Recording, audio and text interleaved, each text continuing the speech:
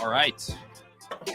Welcome in this May 20th edition of Libservative. It's been an adventure just getting set up for this show, but we did finally make it. Only 5 minutes after. Corey almost got decapitated by a snowboard. Which is interesting because it's 90 degrees and it's May here in Michigan, so that was fun. Gotta be prepared. Gotta be prepared for all seasons, Dan. All weather. I had a ghost in my webcam, but we finally figured that out. So we are here. We're surprised to be here. It's always the show must go on, right? So we figured it out and we're here. Well, the show has to go on. I'd expect you to keep going, even if I was on the way to the ER. You had no head. You had no head because you got decapitated.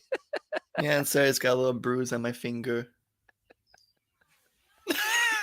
Dad saw it happen live, dude. Saw this thing just come straight down guillotine style. Those goddamn Dems, Dan. They tried to Jeffrey Epstein me. You ain't gonna get me today, you crazy fuckers. No, it's the white supremacists if we're gonna play the identity politics game. Either or. I got targets all over my back. Anyway, as always, he's Corey Walsh. He is Dan Griffin. And before we really get started, you can, if you like the show, make sure to like, follow, and share and subscribe. We are found on all social media and podcast platforms. We are on Instagram and YouTube at Instagram and Twitter at LibservativePod. We're on YouTube at Libservative. We're on Facebook at Libservative. We are at LibservativePodcast at WordPress.com. If you want to reach out to us directly, we're at LibservativePod@gmail.com, which the email does work. We got an email from a listener last week, Dan. Yeah. Which could be something that could potentially lead to some exciting stuff in the future. Which reminds me also, if you're listening, I need to email you back, and I apologize. Yeah, but it's also only because you don't know what an apostrophe means. Yeah, egads. Yeah, she really blasted me on that one, which I appreciate. I told her, I'm like, as intellectual idiots, we just do our best. We're dyslexic. I talk, I don't write. I mean, we do write, but I don't have to worry about the apostrophes it's all when I speak. And if I drink a little bit too much, my words are a little cursive. They just run together. I brought back a nice bottle from the northern portion of the state. Nice. Deer Camp whiskey from a rye from northern latitudes. So we're giving that a shot tonight. I'm drinking some Wheel Horse. My bourbon guy recommended it to me. And so far, it's not the best recommendation he's made, but it's not bad. And then on top of that, I'm also drinking some Truly seltzers. Oh, yeah. Truly just came out with a poolside Truly case. What the hell does that mean? I don't know. I got pina coladas. I got strawberry melon fizzes. I got peach fizzes. I don't know. They say floaty's not included. It's fun. It's summer. I feel you, Corey. I feel you. I don't really know what to do with that information. That's it. I don't know. I saw. I was like, again, Truly's coming out with a whole new set of flavors, and then I was like, well, I gotta try them. It's my wife who always drinks these bitches, but they just go down so easy. Outside of Corey not knowing what an apostrophe is used for, which is fine. We're learning. We're learning on this show. We're learning together, Dan. We're taking ourselves back to the second grade. I can't remember where I was going to start. Oh yeah, the Ministry of Truth folding. Corey Walsh. Yeah. Well, first off, I got a good news story for you. Oh, you got a good news story for us. Yeah, and it kind of goes down to the fundamentals we talk about, class versus identity politics and things like that, right? We definitely need to do more good news. So I'm happy you're right. So the forefront. Well, the next story is good news too, according to unless you're that one author or that one journalist. But if you're Taylor Lorenz. Yeah, if you're Taylor Lorenz, you are having a bad day. So I was at the bar for my aunt's birthday. It was a union bar, and we're there, and I'm with family, and this family that I'm with, a lot of them typically lean more like left towards like Democrats and stuff like that. So we're outside at this bar and we're sitting there. It was like a little smoking area. We went outside and this guy comes out, and as soon as he comes out, he starts talking trash about Biden and how much Trump is better. So this political stuff, right? My family immediately wanted to start trashing Trump, and they started to get into it a little bit, just the typical mantras of who's better, who's worse, and this and that. And I love how it's always a race to the bottom. Which one's less worse, right? When in reality, they're kind of the same guy. Yeah. But so we're sitting here talking, and I look over and the guy, and I'm thinking, oh great, this is just gonna get heated into some bullshit, you know. And then I noticed that the guy's wearing a UAW shirt. And so I just cut the conversation off and went, UAW. I was like, nice union. I'm like, you know, a lot of unions right now are picking up steam, you know, workers and this and that. I'm like, you excited about that? The conversation immediately went from combative when I changed it from identity politics to just like a class thing. He immediately started pitching unions and how they're good to like my family. And they were immediately like on board saying, yeah, we need more of this. And it's amazing how as soon as you take a situation and get rid of the political like identity shit and make it about the class, because whether you're pro-Trump or pro-Biden, they were in the same tax bracket. And actually the union guy was probably even a little bit of a higher tax bracket. But they immediately were in solidarity and talking about how the workers need to actually work together to work out things. And it was such a breath of fresh air that as soon as this was unfolding in front of my eyes, because we talk about this all the time of like, get down to the class issue, get away from the political stuff on our show. I saw it unfold in real time and I was like, God damn it. Like, look at this. Now they're all getting along and we end up hanging out and just bullshitting about random stuff for like 20 minutes outside long after cigarettes and other smoking devices were done for. What's interesting is like, and I don't think you should have to insert this into the show, but that entire little story you just told there, I didn't hear anything about like what race these people were. I don't think it really matters because we talk about this at the end of the day at the end of the day on a lot of episodes where whether you're a working class white person or a working class black person or a working class Hispanic, Asian, doesn't matter.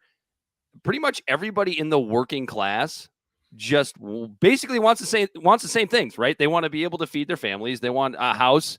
They want food. Yeah. They maybe a little bit of extra money to maybe take their kids on vacation a couple times a year, or you know their spouse on vacation, or buy somebody a nice gift, or whatever you want to do. So when you take the identity of race out of it, which is the mechanism that is used all the time to divide people, to bash at each other, and it's usually two sets of white people going at each other most of the time. Yeah, and you know, I intentionally left race out of this, but one sect was black and one sect was white. I'll leave it up to the audience to assume. But yeah, no, it was like as soon as we took anything out of it, all the trivial shit and the bread and butter things like, hey, we all work hard and we all deserve a little bit more money. And immediately everyone had smiles on their faces. Yeah, that's you got the distraction out of the way. The stuff that we talk about, the shiny stuff, the keys, the Twitter. Oh, hey, look at these white people are bad. These white people over here are really, really bad. We gotta do something about it, or you know. Oh yeah, we nixed that and we went straight to the bread and table like, hey, we all deserve more, and everyone's like, you know what? Or the liberals are trying to replace us. Don't look over there. The liberals. Oh God, the replacement. Yeah, we might actually end up having to touch on that tonight, huh? Yeah. Oh yeah. Yeah. Absolutely. I look. I think you and I have noticed pretty much what you just said with this union bar conversation. We've noticed it just doing this show, right? Because we get feedback on social media, through email, in the comments on our live streams. So thanks to anybody who's watching now. And we can always tell who's who. All we have to do is read what is said. And it is not that difficult to tell who is speaking to us in good faith and who's just trying to be an asshole. Yeah. And I don't think there's enough of that recognition. I think because Corey and I get so much of it, we're getting more and more of it as the show grows. We're able to see it a lot easier. You just don't have to respond to the bullshit. And if we don't. Yeah, if someone comes on you, we had some HHs. We had some shit like that, and just you don't even acknowledge it. I just respond in the comments. Yeah, that's clearly not what we think, but I'm not going to give them airtime on the show, even though technically I just did, but in a disparaging sense. I don't know. No names for it. It's pretty easy. I mean, and that the conversation or the discussion / debate that you had with these folks at this union bar, to me, like it's remarkably discouraging, encouraging to me that you were able to, just with one shift of topic, have a decent, good faith conversation with a group of people that might disagree sometimes. Yeah. On trivial stuff. Yeah, the shit that doesn't matter. Mm-hmm. Very good. Yeah. Yeah, no, it was. Like, I sat there, like, just watching, like, this conversation just shift, which in the mental health field, it's called redirection. When you got, like, a client, you know, who's, like, real fired up about something, you just go, oh, yeah, well, yeah, that's happening, but hey, I like your shoes. And then you just start talking about shoes. Like, it's just redirecting the conversation. I do have a great, well, actually, I don't have that great of a memory, but I do remember that. Off with some good news, though. It was some good news. It was, yeah, like, it was something worth, I think, mentioning, that it's like, we have a lot more in common than we do more good not news, in common. We have more good news. We have more good news. More good news. The Disinformation Board has been put on hold, quote unquote. And it's all those damn white supremacists' fault. Mostly because I think it's mostly because what is it, Nina Jankowicz, the lady who is supposed to front this whole thing, is basically just a LARPer. It's pretty much all she is. She fomented more disinformation than a lot of the people that she was accusing of fomenting disinformation. Mm-hmm. And the bottom line is this. This isn't a hot take. I've heard a lot of people in our same realm of kind of being anti-establishment saying the exact same thing. This was a populist deal. Nobody wanted this fucking board because all you have to do is think for 2 seconds. If you think that having a disinformation board to pull that, whatever you think it is, right? Whatever the latest conspiracy theory of the day is that the QAnon people came up with, or Nina Jankowicz herself came up with, eventually power shifts hands, and this disinformation board's going to shift hands, and the people that you don't like are going to be censoring you. Who's going to run this disinformation board in 2 years? Yeah. Exactly. Yeah, no, and it's interesting too, because it's like, you know, like I'm one thing I am so sick and tired of, Dan, is being painted as far right. Dude, I get it all the time. All the time. Yeah. It's you know, at this point it's just like whatever. I just ignore it. You know, it's like whatever, you could think that, like, bring up a leftist topic and there might be something that I might agree with you on. Bring up a libertarian well, I don't know. I don't even what is libertarian even? I don't even know if that's far right, because right now far right is like a Madison Cawthorn. Well, I don't know, but getting rid of this disinformation board is populist to the point where people on the far right agree with it, people on the far left who actually know how to think agree with it, and libertarians all agree with it. You want to talk about a coalition that agrees on something? It's Speaking of like people putting away trivial issues and coming together on something, look how fast the script flipped on this one. Like, oh my gosh, it went from a disinformation board being all painted rosy to, oh, now it's put on hold and Jankowicz resigned. You think Joe Biden just rolled over in bed like a few mornings ago, and somebody just had like a piece of paper and was like, sir? Yeah, what is it? What? Nina's leaving. Who? Okay. Yeah. Who? Okay, who? And what was she supposed to do again? It was the nurse that came in to change his sheets. She was going to run our disinformation board. We're going to need you to sign this paper that we're going to put it on hold. Oh, okay. A nurse that came in to change his sheets. Yeah. It's like, I only make a poop joke because, like, well, first off, the Johnny Depp Amber Heard story. And also on that, like, there was that time when he was meeting with, who was he was meeting with? Someone overseas, and like he met with them and then left and came back in a different suit. Yeah, he sharded. Don't get me wrong, I'm not blasting the guy. We've all had shards at the most inopportune moments. Yeah, just a few days ago, actually. That's a story for another day. But yeah, I like how they're phrasing it though, as it's being put on hold, quote unquote. Yeah, like it's just going to be almost like leaving the door open to be like, I don't know, which is also kind of just scary. Where it's like, why couldn't they just say, "Oh, you mean the people we represent don't like this?" And what do we have?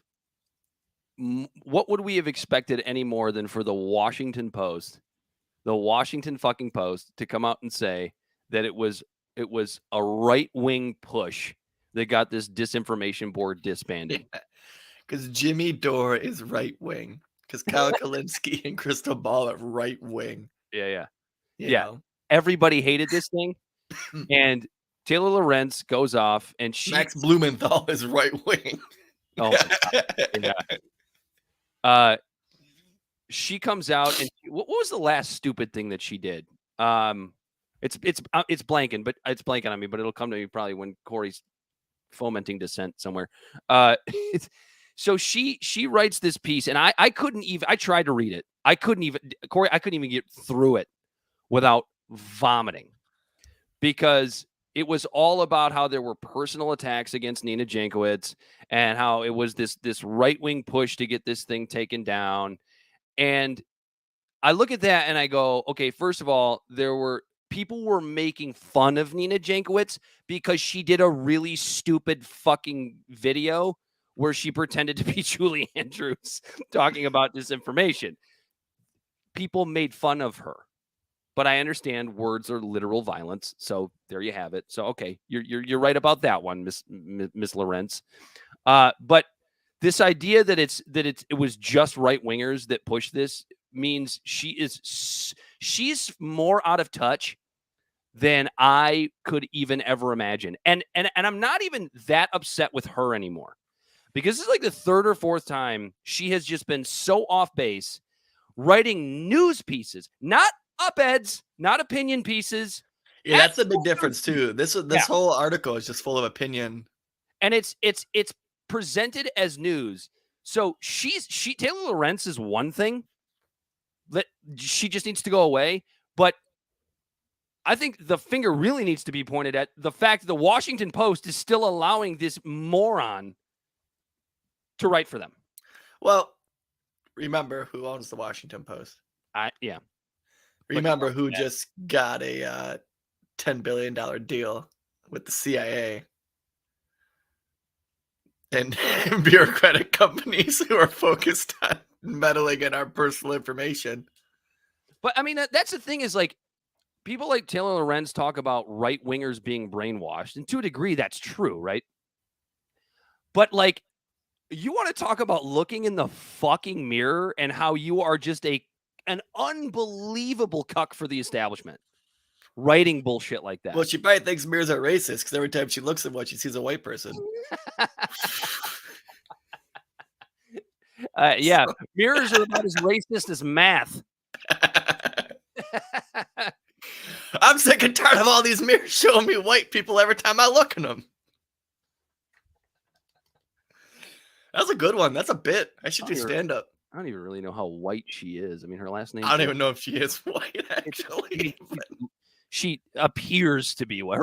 She's white in appearance. I'll put it to you that way. Her last name's Lorenz. Yeah. What do you think that's from? That's probably somewhere in Europe, right? Lorenz. Yeah, that sounds German. Like somewhere. Like, I don't know, I have a friend who's like Counts and pronounced Kuntz. It just sounds very European. It doesn't sound Latino.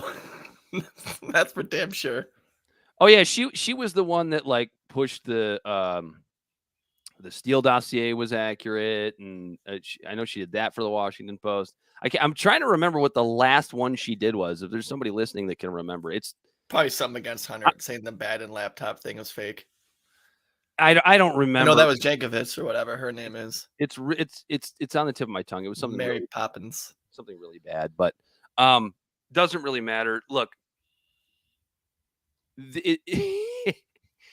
Taylor Lorenz once again proves that like they're not even trying to like slide their bullshit under the radar anymore. They're like the corporate media is bullshitting you right in front of your face now, just right in front of your face with obvious stuff.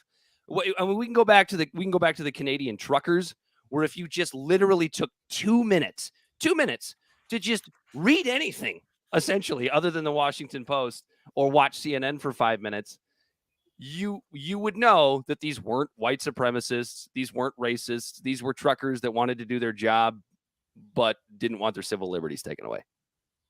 And they were people of all colors, all races, all religions. Yeah, we really tried hard to break that narrative on the show because of the fact of how much bullshit it was when it came to the truckers. Taylor Lorenz, the minister of bullshit. That's actually an Ian Hallworth quote. But anyway, look, this is a good thing. More good news, right? More good news. The Disinformation Board is gone. We don't have to worry about Steve Bannon. Oh, yeah.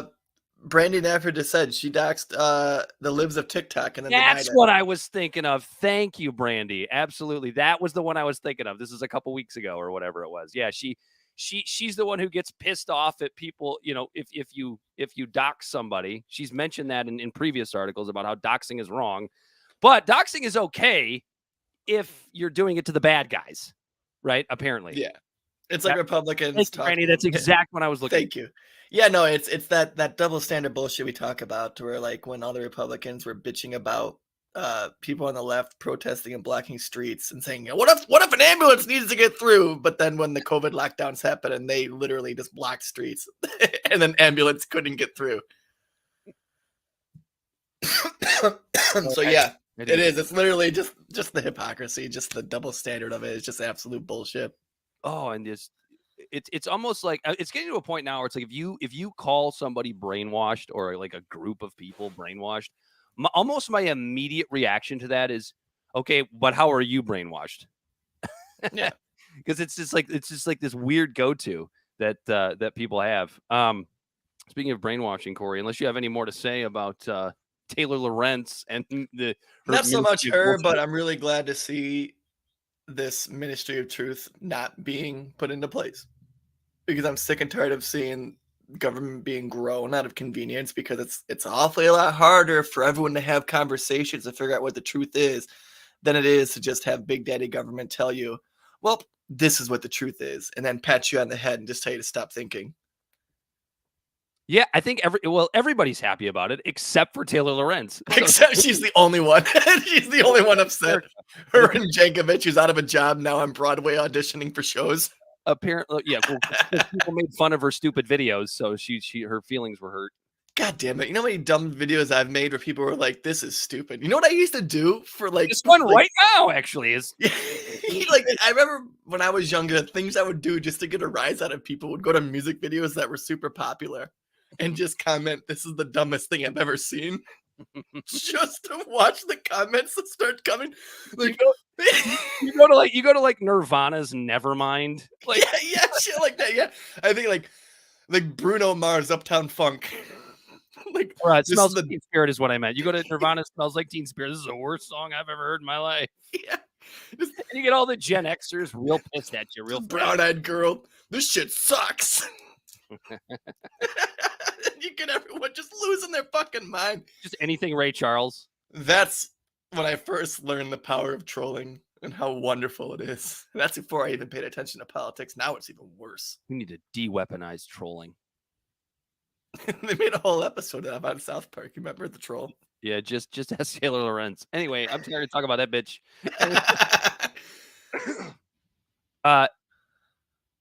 Identity politics. We're not done with it yet. We had two pretty brutal shootings within a couple of days of each other last week. Probably actually right around the time we recorded our last episode or just thereafter. Yeah, I think they happened like the next day. Buffalo in California. Pretty much the hottest topic for a couple of days until everybody realized that babies are going to starve. And we'll get to that a little bit later on in the show. But look, I think enough time has gone by that Corey and I can make our traditional joke, because I think you even have to make jokes when it comes to tragedies, because if you can't laugh, then what's the point? And that Actually, it's funny you say that, because I say that in my monologue. That is, but what is that joke, Corey? We're sitting there and we're watching the Fox News newsroom and we're watching the CNN newsroom, and they're both sitting there praying for the same thing, except different identity. CNN's praying it's a white guy, and Fox News is praying it's anything but a white guy. And then off we go to the identity wars and the gun debate and a bunch of other bullshit that's never going to help anybody. Yeah, and I took some time to really think about this.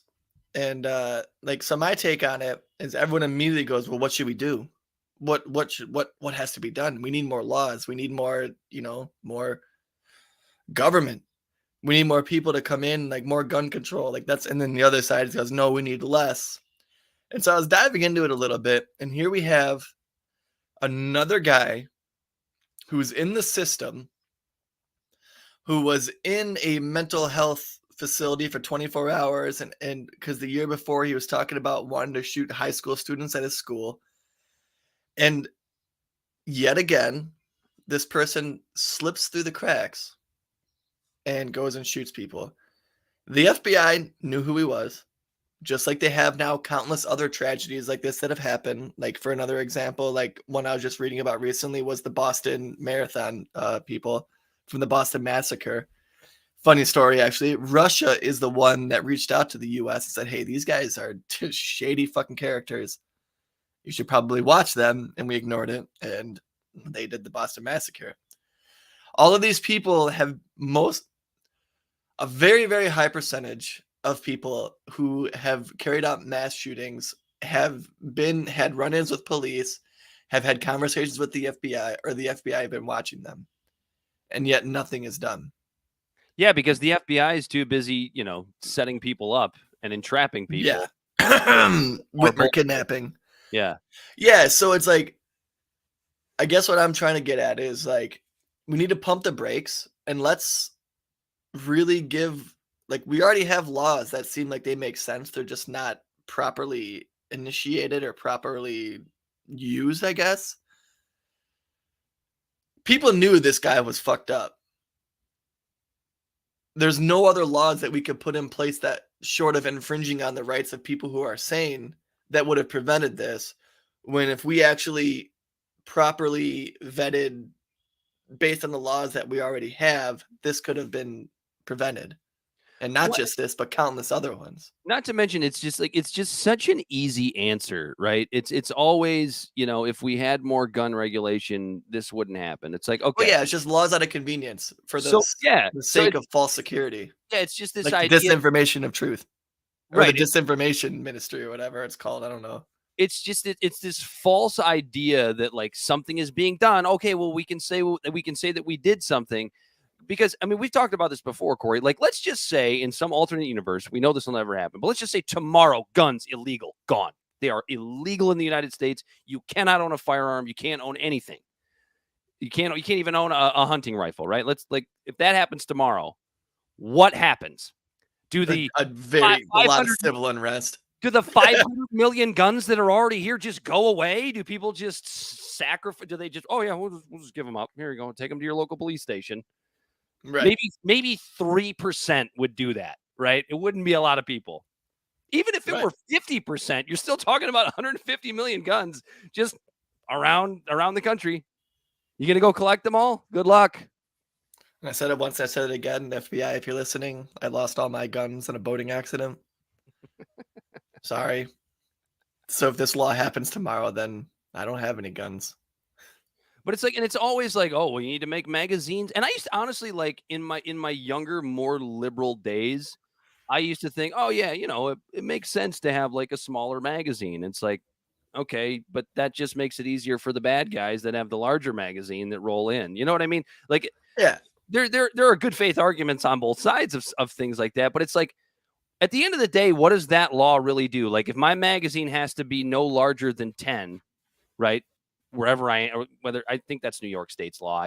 Don't quote me on that, but if that's the law, okay, pretty sure I can still carry like 5 magazines with me. I can still fire just as many bullets as I could if I had 2 larger magazines, right? Right. It's just to say they did something. Right.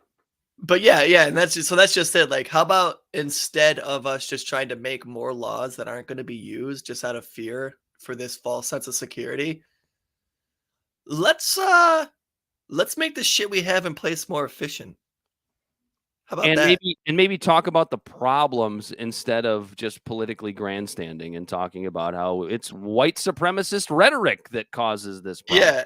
Let's because that's harder, Dan. It's harder to discuss the mental health issue that we have in our country, of how people our age now are in our country have less friends than they've ever had before, that we're working longer hours for less pay, that the American dream is getting more and more out of reach by the day for millions of Americans, that we're seeing more and more moms and dads have to work. So the family dichotomy, the family dichotomy isn't necessarily what it used to be. So there's not like a foundation for kids to have a support system, a school system that the classrooms constantly get bigger, where less and less teachers have a chance to give one-on-one attention to students. And at the same time, in the high schools, kids that want to speak to their counselor had a 3-week wait list. The list goes on and on and on and on of all these different things. But you know what? Those are hard issues to tackle. And you left one out, Corey, which is, how about the government provoked mental illness? We are coming off of a very big isolation. People losing their fucking minds over COVID, right? Because they're locked in their houses, right? We all knew this was going to affect, lower income folks, people that already had mental health issues, like the limousine liberals that were able to have their little parties, their little isolated parties. Everybody take a test. It's everybody okay. Those people were never going to be isolated, right? Right, because the establishment was never going to be isolated, and so. Yeah, it's not like government has not helped make mental health any better. Like, can we talk about the fact that a lot of insurance plans, health insurance plans, don't even cover mental health? Never talk about that, but they have no problem pushing a bunch of mood stabilizers on everyone. So we have this ridiculous amount of people in our country that don't feel happy or sad. Oh, here you go, take this pill. Existing. You'll feel better. Yeah, it's.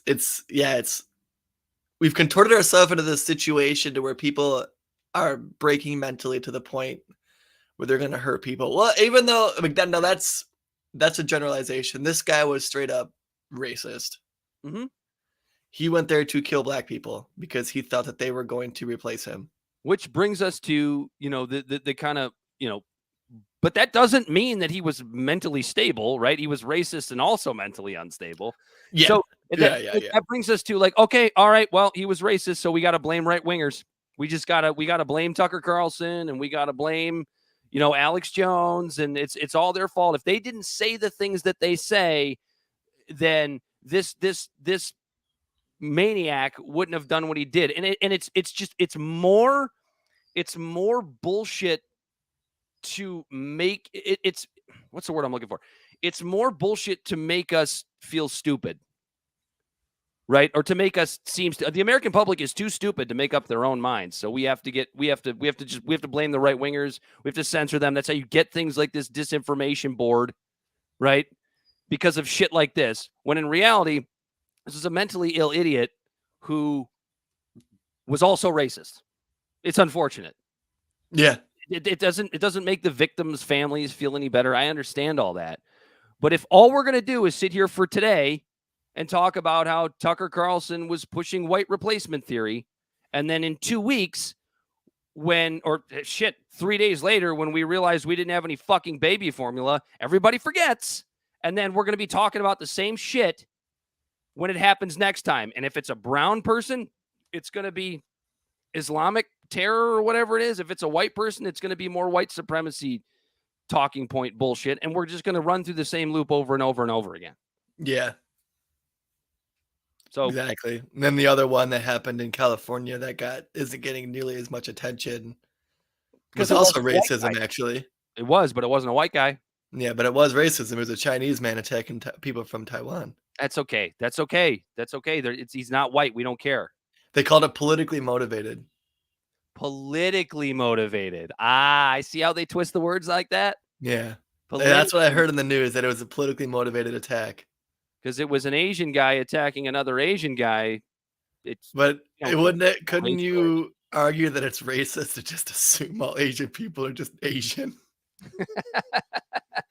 Yeah, I mean, that's the thing. I mean, we talk about this all the time, man. It's like the FDA thing with the menthol cigarettes, man. Like, we have to protect the people of color because they're too stupid to figure out that cigarettes. Yeah. I'm sick and tired of the government thinking that they could just, with a stroke of a pen, and make arbitrary laws, and it's just going to solve all the problems. When the laws that they already have put in place, racist policies in the name of combating racism is what that is. That's what it is.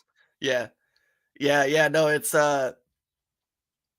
let's make the laws we have now work. Because if the laws because like that's what kills me, dude, is the laws that we already have put in place,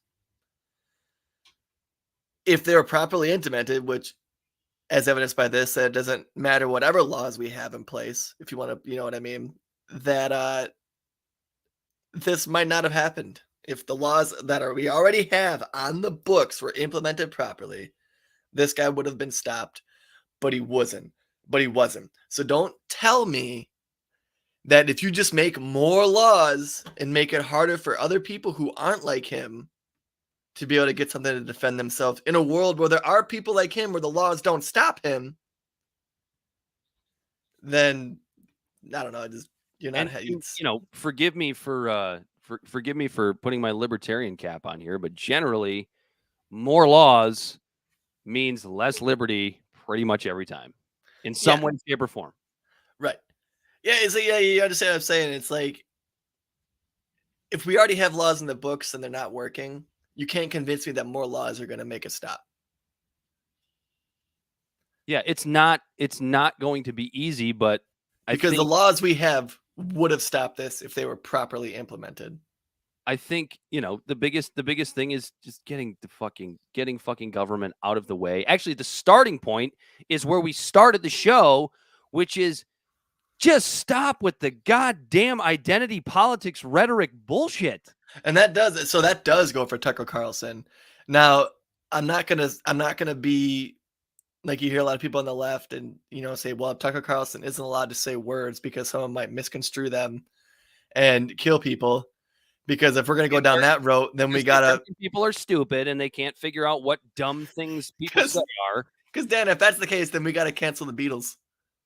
Oh, yeah. Because Helter Skelter made Charles Manson kill people. That's 100%. Beatles are gone. But wait a minute. Hold on. But it was white people killing white people, though, wasn't it? I'm pretty sure. So no, it doesn't matter. Doesn't matter. Okay. How about who was the guy that shot Reagan because of Jodie Foster? He thought Jodie Foster said something or something like that. McKinney. I can't remember his name. Who's the guy? I know what you're talking about. Yeah, because we watched Taxi Driver. Taxi Driver was the movie that Jodie Foster, quote unquote, spoke to him and that he should shoot Ronald Reagan. So Taxi Driver needs to be taken off Netflix or whatever the hell it's got to be canceled. Jodie Foster is canceled. Jodie Foster is probably the most benign celebrity I could even think of. She's canceled, dude. Just her words propagated hate. Plain Jane Jodie Foster. I mean, she's all right, except for that stupid Panic Room movie she made. She's pretty good. I'm not going to see it because she's canceled. Because she spoke to the nut job that shot Reagan in a movie. But Dan, they're influencers, so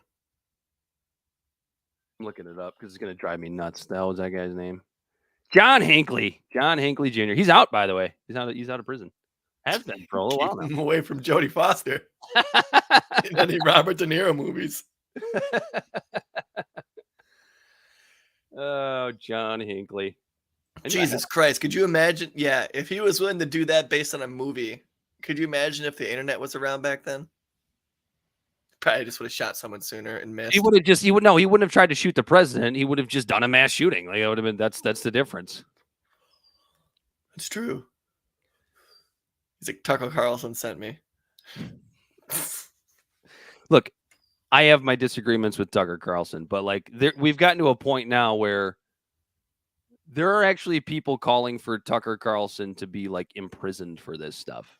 I mean, it's the most outrageous outside people, of course, but it's like, okay, so now we're putting our political opponents in prison, which is what you screamed at Donald Trump for doing. Lock him up, Dan. It was wrong when he lock him up. It was wrong when he said that shit, and it's wrong now.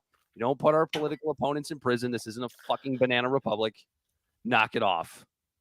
Just knock it off. Just in the words of Michael Jordan in his suicide PSA video, just stop it. Get some help. Just say no. Just get some help. Oh, man. Bush. Oh no, who was it? Was it that was Nancy, wasn't it? Wasn't that Nancy Reagan? Just say no. Yeah. Just say no. Don't you dare touch that tree of knowledge of You know what I goodness. always found funny about the Nancy Reagan "Just Say No" campaign was like, That it didn't work. oh, no, not just that it didn't work, not just that it didn't work, but I'm thinking about like if I'm a youth in whatever year that was, like the mid '80s, and I see this wrinkly old first lady telling me you're shutting down drugs. The first thing I'm doing is going to doing drugs. Right.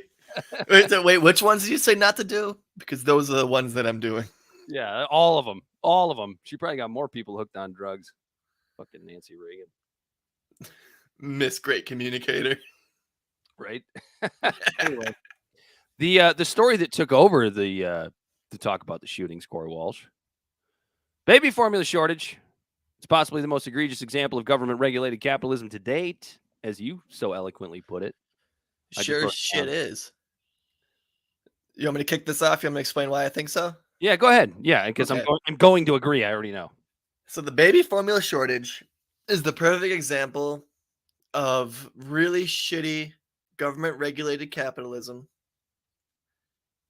and really shitty, greedy capitalism that doesn't face the consequences of a free market. And now this is why I say this. On one side, you have a company who has monopolized the market where Abbott makes, which is right here in Michigan, Sturgis. Abbott makes, I think, is like 40% of the formula in the country. And they make a shit ton of money doing it, Dan. They make all sorts of it. And so the reason why I'm saying that this is shitty, greedy capitalism is they cornered this market. There's no other people that are in this industry that could properly pick up the weight of them when they got shut down by the FDA because there was bacteria contamination in their filtration systems and in their machinery. And so when they got shut down, it created a huge shortage because 40% of it is just gone off the shelves because of a recall. So stuff is coming out now about this company that they knew their machinery was bad because the FDA was there telling them that, hey, you guys have these violations. We need to take care of this. And instead of spending the money to fix the machines because they had the money, they bought back $5 billion of their stock buybacks in March-ish. Yeah, in March, like December, like through the past like year or so, they spent $5.73 billion on stock buybacks. So knowing they had faulty equipment, they decided to enrich themselves and buy their stocks back. Okay. So that's a shitty company who knows it doesn't face any sort of fallout from being a bad business. Yeah, it's And then crony capitalism at its worst, Corey. Like, yeah, this crony capitalist at its absolute finest, absolute worst, you know. is And the then right. but that's fine. We're in a globalized economy, right? We should be able to, like, that's what the last Clinton, Bush, Obama, Trump, Biden, globalized economy. It's a good thing. Rising water raises all ships. Well, not when you have companies like the FDA stifling it. And we're at this point now where you can't just buy. Well, now Biden's actually working on this stuff, but up until this point, like yesterday, you can't buy things like baby formula and stuff from overseas. There's a big black market for it here because the FBA doesn't allow it. And now we're not talking about baby formulas made in the middle, like made in someone's garage in fucking Tanzania, or some third like developing country. We're talking about countries that are on par with us when it comes to their their medical fields, their standards, their regulations for stuff. But we got people here stuck in this rock and a hard place because the one person who makes most of the baby formula here is now not available. So now they can't get it here domestically. And then they can't buy it overseas because the FDA stops it. So on both ends of this, we have terrible regulations that are not letting mothers feed their children. And then we have terrible, greedy capitalism that's not letting mothers feed their children. And when both ends just collapse, we see a baby food shortage. See, and this is the libertarian argument. This is the top issue that I think any libertarian could take a hold of and go, this is what the fuck we're talking about. Yeah. Right. So it's when you combine capitalism, which has its shortcomings, okay? But when you combine capitalism with government regulation, that is the biggest issue, right? Because that's where you get kickbacks, that's where you get that's where you get lobbyists. That's where you have a company like Abbott, and I think Gerber, and maybe was it one or two other that actually produce baby formula in the United States. But I think Abbott was their subsidy. I think Abbott, that's why it's such a big deal. Right. Is Abbott, I think, was contracted by a lot of these companies like Sanilac. Jesus, I should know more of these baby food companies. It's only been a year and a half. It doesn't matter. At the end of the day, we know that they produced 40% of the nation's baby formula, right? So when one day that's just gone, that's an issue. But why is it gone? Why? The reason there is a baby formula shortage is that there is not a fucking free market on stuff like this, because the FDA comes in and gets in the fucking way. Because it's like the fact that I can't just order baby formula. I mean, thank God I don't have an infant right now. But the fact that, my sister's about to have a baby, so I hope this gets figured out pretty soon. The fact that she can't just order baby formula. Dan's going to be breastfeeding his nephew. My tits are getting a little bigger. But the fact that she can't just order baby formula from Calgary or, Toronto, because, of course, the Canadians must be putting something poisonous in their baby formula because the FDA says that it doesn't quite meet our standards. They're over there shitting in their hands and throwing it against the wall. Those fucking primates up there north of the border. The thing that makes it even more silly is the idea that have you ever looked at the ingredients in this baby formula that we sell here? It's garbage. It's plant-based bullshit that, where, overseas they produce formula that has actual milk protein in it, which is good for a baby. I don't know if this is true. If there are any mothers listening that can that have had an experience with this, please correct me. But from what I understand, breastfed babies don't have as much spit up problems as formula fed babies. I don't know if that's true. I'm not a mother or a parent for that matter, but it's something I've been looking into. And the other thing that makes me sick about this whole thing is the mom shaming that's been going on here. Well, you should just breastfeed your babies. Oh, let me do that when I get no maternity leave. And it's not just to go back to work. Some moms don't produce enough milk. I mean, there are a plethora of different reasons why certain babies just can't be breastfed, right? Right. At the end of the day, if in a perfect world, it would be awesome if all moms could breastfeed, do it comfortably. But it's from what I understand, it's a difficult thing to do. I have no experience with it, and I respect all the moms out there. There's a reason why infant mortality is trending down overall, and it's because of the fact that formula is available. There was a time where if you couldn't breastfeed your kid, sorry, your kid dies. Right. You know what I mean? And that's scary. That's really scary to think about. So me and my wife, when we had our son, breastfeeding issues were a thing. Sometimes kids don't want to latch. Things like that happen. Sometimes moms just can't produce, and it's not the mother's fault. Right. So this idea that we need to shame moms for not breastfeeding their kids is fucked up. It's the same as it's like when that old that old aunt goes up to your sister or your cousin or whomever at the family party and goes, "Honey, when are you going to have babies? You need to have babies very, very soon." Well, maybe she's having trouble getting pregnant. Maybe she doesn't want children, and that's her choice. You know what I'm saying? It's like it's a very similar thing to be like, why aren't you breastfeeding your kids? It's super personal, and there might be a reason why she isn't breastfeeding her kids. Because the opposite of it is, when I go to breastfeed when I'm at the restaurant, everyone tells me to hide my tits. All these old men saying it's uncomfortable. Even though they're going home. They have subscriptions to 8 OnlyFans accounts. Oh yeah, that prego porn. That everybody loves that stuff. Oh, wait, the algorithms, Dan. Just forces it on you. But anyway, look, to any parents out there that are struggling to get the formula. Like I think Corey and I both wish you the best of luck.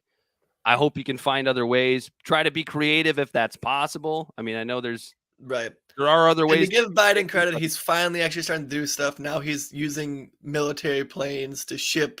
And that's what kills me too. It's like they're using military planes to ship it over, pretending that like there isn't a bunch of private shipping lanes that are going constantly, that if someone could just buy it on Amazon from a different country, it would still be here in a week.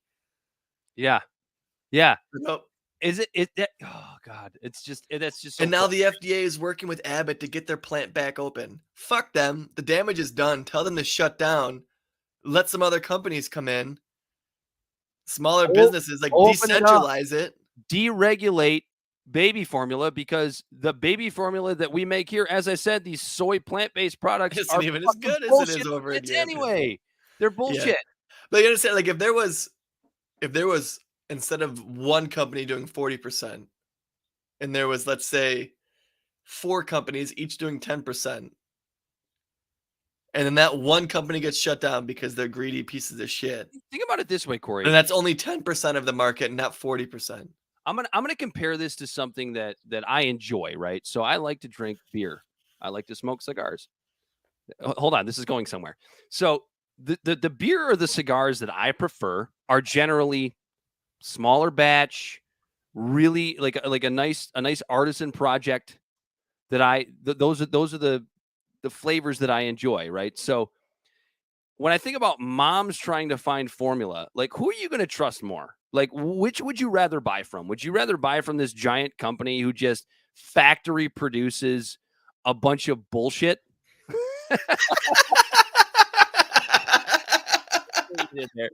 Or you like that banner? But I don't want. Yeah, I do. But I don't want to forget what I was about to say. Which is that if you're a mom, would you rather buy like this factory Bud Light version of formula, or would you rather buy if it were a little bit more deregulated? Would you rather buy from like a mom who produces a nice formula herself? She's tested it on her own kids, and she's decided to go into business making healthy baby formula for babies. Which would you rather buy from? The healthy one. Whatever the healthy one is. So it could be the big factory guy. Who knows? I mean, ultimately, I want my kid to have good food. Take that down. Jesus Christ. I just screenshot it. I'm going to make that the next Instagram post. For our listeners, Dan was talking about how he liked beer. And so I made a little banner just out of fun that says, Dan likes beer like Brett Kavanaugh. Is he a rapist? Well, not that I'm aware of. Well, because you drink all that beer. Do you like beer, Dan? Do you like beer? I do like beer, as well as bourbon and cigars. I like things that are really. I'm going to die when I'm 48. Well, you made it past the 27 club, so you got something going for you. I don't smoke that many cigars. I get yelled at all the time. I actually had a buddy say to me not long ago. He's like, "Why don't you get the booster shot? You're gonna die from smoking cigars anyway." You want to talk about false equivalence? So Dan, me being a very amateur when it comes to my cigar intake, because now I'm just starting to recently enjoy the pastime of smoking a cigar. Mm-hmm. Is a Don Rafael a shitty cigar? And I'm not familiar with it, to be honest. Dan Rafael? I don't know. It's DR. Is on the band. How much did you pay for it? Like $7. Oh, it's okay. Yeah, I mean, look, the thing about cigars is this, right? Like you can have a $25 cigar and it won't fit your palate, right? You can have a $50 cigar and won't fit your palate. You think it's garbage, but you can have a $5, $7, $8, $10, $12 cigar and think it's great. Like one of my favorite sticks is $12.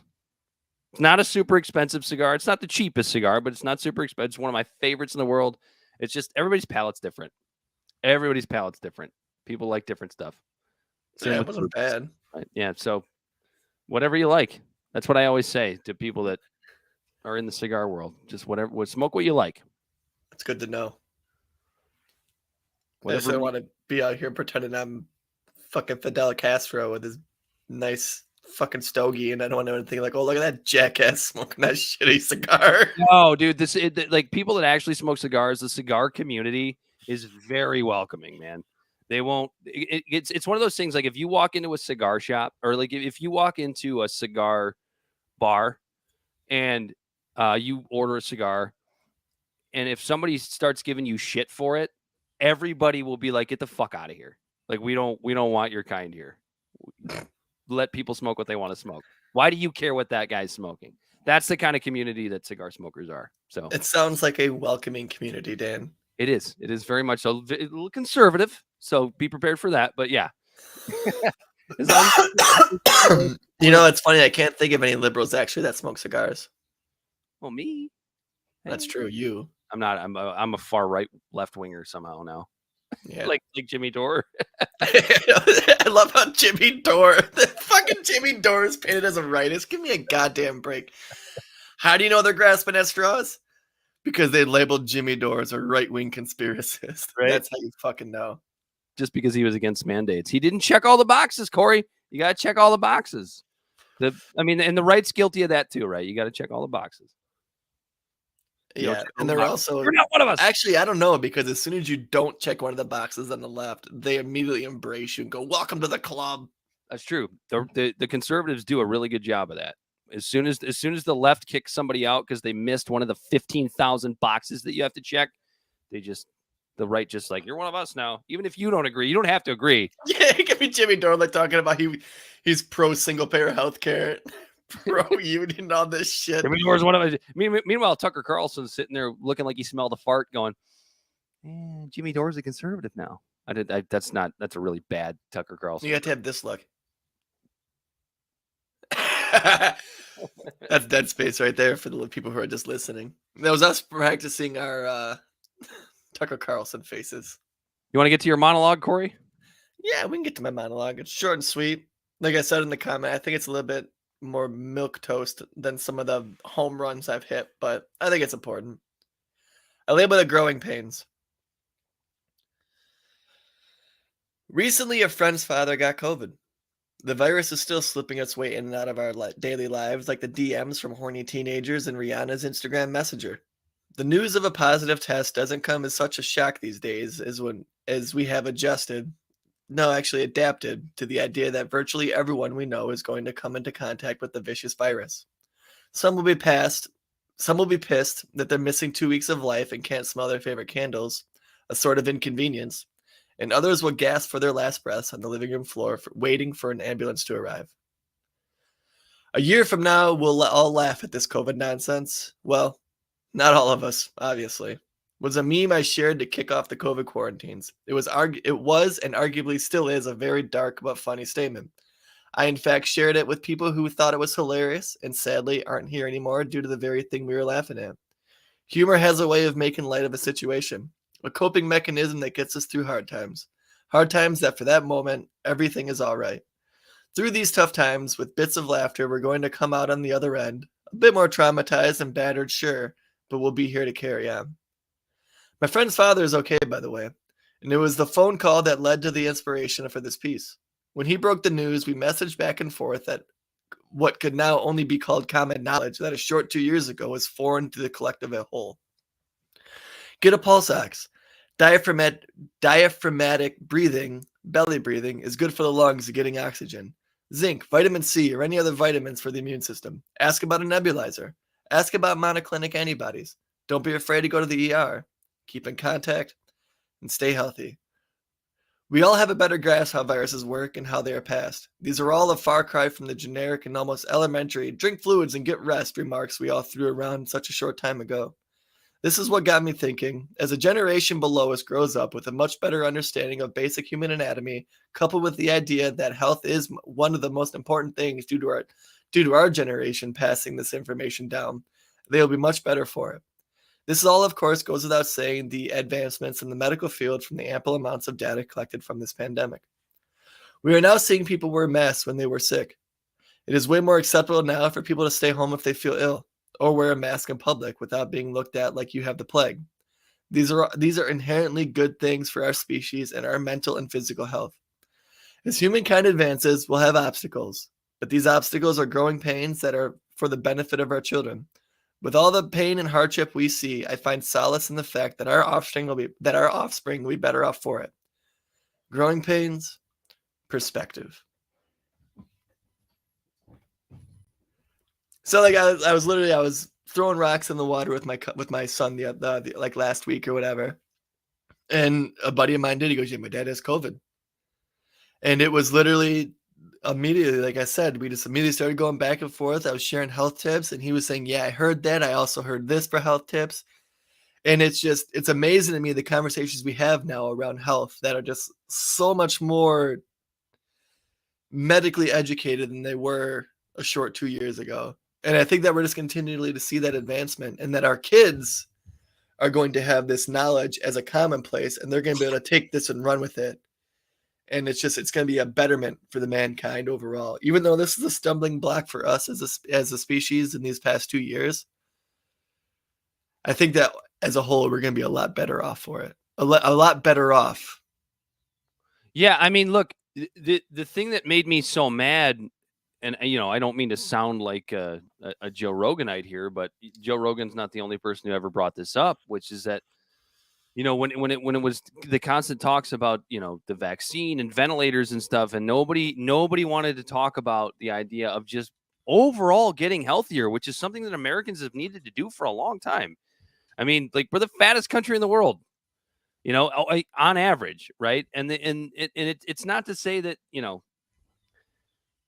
body shaming is not a real thing, right? Like, you shouldn't make fun of somebody because they're fat or whatever. Like, there are definitely lines that you need to draw, but it's like, I just feel like you have to. I think if our overall health was better, we wouldn't have had as big of issues as we had with COVID in the surges and the deaths and what have you. I mean, if the data is out there now, like the healthiest countries fared the best. The people that had the best overall health. When you're talking about certain Asian countries, South Korea and the like, right? People that are skinnier and have just better overall health just did better with it. And unfortunately, we never really got that out of the corporate media. But I think we did see a lot of that discussion more underground. I mean, not that Joe Rogan is underground anymore. He's the biggest show in the world. But you know what I'm saying? Yeah, I know what you're saying. You weren't turning to CNN for health advice anymore. Like, sorry, like, I think the guy's nice. I think a lot of people were, and it probably did keep a lot of people alive. But like you said, it was real cookie cutter. They stuck to their tropes of trusting in bureaucracies, trusting in big establishments, and trusting in big corporations. When when there's always been a holistic alternative to a lot of things. And I'm not saying that what they're saying isn't true, but it's not the only thing that's going to keep people healthy or keep people alive. When there's just basic healthy habits you could take in your life, in your daily life cycle, in your daily life. And I don't routine. But I don't think there's anything like woo-woo holistic about just being a healthier person, eating better foods, getting more exercise, getting more sunlight, trying to drink less booze. Like, I don't think there's anything holistic about that. No, but even what like this literal conversation we're having right now, everyone is grasping a little bit better just the idea of properly maintaining, the human body. And these conversations, whether or not establishment media is talking about this stuff, us around each other who were literally left in the lurch during all of this and had to figure out our own means to survive, we're sharing these tips and things with each other. And I think it's just going to be better as a whole for society. It's like a car, right? If you maintain it, when something goes wrong, it's a lot worse. The cost isn't so dire when something goes wrong if you maintain an automobile. That's right. I mean, that's the human body. I don't think there's anything crazy about that. Get your vitamins, get your exercise, and just be a relatively healthy person. Right. Doesn't mean you have to give up all your vices. Obviously, I haven't, but it's like not me neither. But it's if you do those things and you catch COVID or any other virus, you just automatically you've set yourself up to be better off. Absolutely. And that's kind of what I was getting at. It's like, because little, there's the whole little term, little pictures have big ears or whatever. These things that we're talking about now, like me saying like, oh, nebulizer, pulse ox, monochloric, and this and that, or monoclinic. Jesus. Monoclonal? Yeah, monoclonal antibodies. That's what I Found meant. another word that Corey can't pronounce. Just added to the list. But yeah, so all these different things that they were just foreign to us, 2019. And now everyone's, you know what I mean? So now, everyone has just a better understanding of viruses. Everyone has a better understanding of the human anatomy, how our body responds to viruses. Well, not everybody. Well, enough of us. And the ones that still just brush that stuff off probably have a pretty near-term expiration date anyways. No. I'm talking about like the wine mom that's like jogging with her baby through Central Park with a cloth mask on her face. Those people. Yeah, that's an overcorrection. But that might happen. Hopefully that little baby goes, yeah, my mom wore this dumb mask all the place. I only wear mine when I'm sick. I don't even know what my mom's mouth looks like. It's so weird. But yeah, no, and I think that we're just gonna be better off when all of this happens. And I still think that meme's funny as fuck, by the way. When that says a year from now we're all gonna laugh at this whole COVID nonsense. Oh, well, it's just nonsense. Not all of us, obviously. All right. Do we have anything else, Corey Walsh? No, I think that's it. All right. Well, we're going to give a thanks to Bright Eyes. You're here all the time. We love you. Brandy for commenting. Hey, you really helped. You really helped Dan here. Yeah, she really did help me out. I was looking at him like, what in the hell did that broad say? What did Taylor Lorenz say that made me so mad? Shit's Poo Show. Appreciate you joining us. Yeah, Schizo showed up again. Is that Schizo Poo Show? Shits. I like to say shits. I hope he doesn't mind. Shih Tzu. I hope he/she/zim/they don't mind what I said. Are you saying that he has multiple personalities because it's Schizo is in his name, Dan? That's quite the assumption. Schizo, it doesn't matter. We're just talking shit about our viewers, so don't worry. Thanks for all, all 5 of them. Thanks. Thanks for showing up, all of you. Schizo.